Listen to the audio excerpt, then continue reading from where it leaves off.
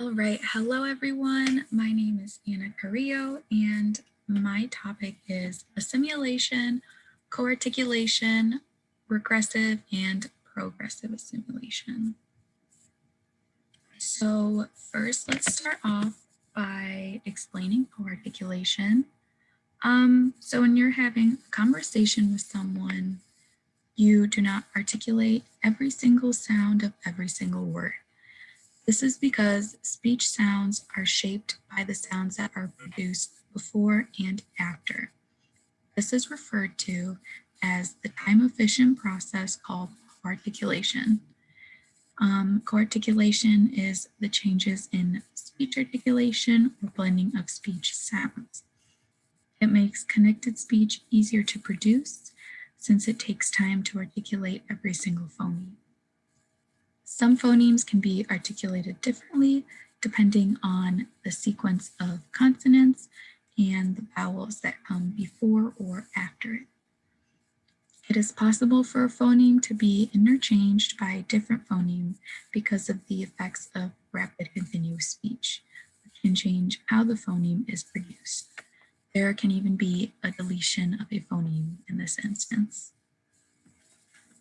So I'll do some quick examples of coarticulation.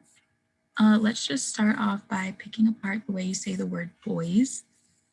So your tongue starts in the alveolar ridge for this T sound, so toys, then retracts when you're saying that oi diphthong sound, oi, toys, and before you even complete the T sound, then as you're saying the oi, your tongue is moving back to the front of your mouth to produce the S words. This is the sound, poise. Another example is the word happy. You start by breathing out for that H sound, so happy, to get that A, H. Then you close your lips for the P sound, happy. And while you're making that P sound with your closed lips, you are moving your tongue back to make the E sound, happy. All right, so now let's get into assimilation. It is when you are producing a speech sound and it changes the manner of its articulation due to the manner of the neighboring sound. It is the most common phonological process. This can happen during a single word or between two words. It can also be partial or total. So assimilation occurs during connected speech. For example, when you say, it's just you lose the T at the end of just to prepare for that U sound. So you say, it's just you. You see, you don't say that E. Another example is the word pen. When you say the word pen, you nasalize the sound in anticipation for the N. So you say pen. And there are two types of assimilation. There's regressive and progressive. Let's start with regressive assimilation. It occurs when the following sound in a word influences the preceding sound. That is why it can be called right-to-left assimilation or anticipatory assimilation. The anticipation of articulation is occurring later in some time. Some examples I have here are the word news being influenced by the succeeding sound, which is paper. So it goes from news to newspaper. Same with used to. The used is being influenced by the to, so you say used to. You can hear this as well in have to. The V turns into more of a F sound. So instead of saying have to, you say have to. Some other good examples I have here are hat box. So it's not hat box, it's hat box. And 5 pens, instead of 5 pens, you say 5 pens. All right, so progressive assimilation is the other type of assimilation. It is essentially the opposite direction of regressive articulation. So the preceding sounds influence the following sound. That is why it is known as left or right assimilation or preservative assimilation. So the articulators preserve the production of the phoneme to maintain that particular posture for the later phonemes. It's more commonly seen in words that end with S and ED. So some examples I have here are washed, so that ED sounds turns into more of a T sound, so washed. Same with loved. They are both making that T sound. With tricks and dogs, that plural phoneme S is being produced as a Z instead of a T, so dogs instead of dogs. All right, so with that, we'll get into our pop quiz.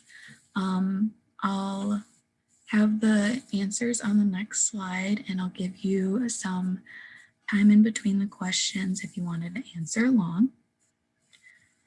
So the first question is, assimilation occurs in connected speech, true or false?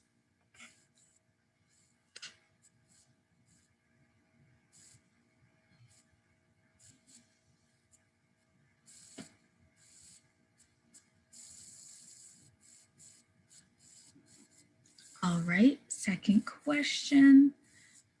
Which type of assimilation occurs when the sound in a word is influenced by the preceding sound?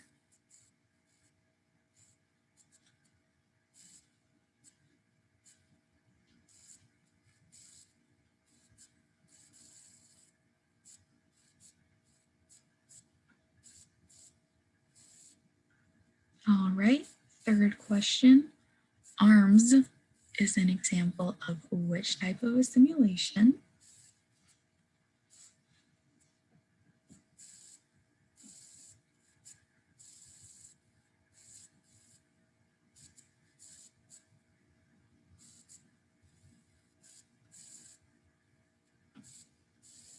All right, and last question, progressive assimilation is also known as right to left assimilation and preservative assimilation. True or false?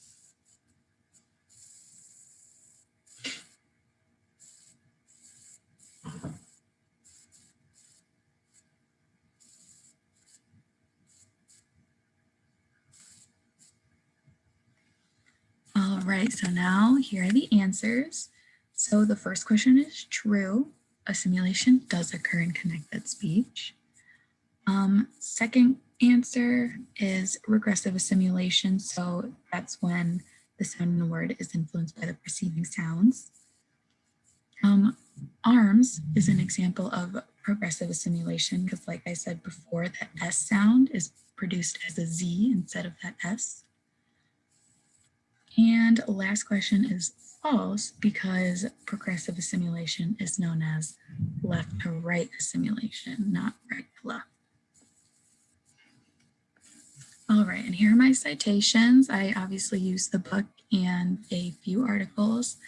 I also watched a very good crash course on YouTube, which I will link below the video. I forgot to include it in here, but it was a very useful video. It comes in 3 parts, and it was very helpful to me for this project. Thank you so much, and have a great summer.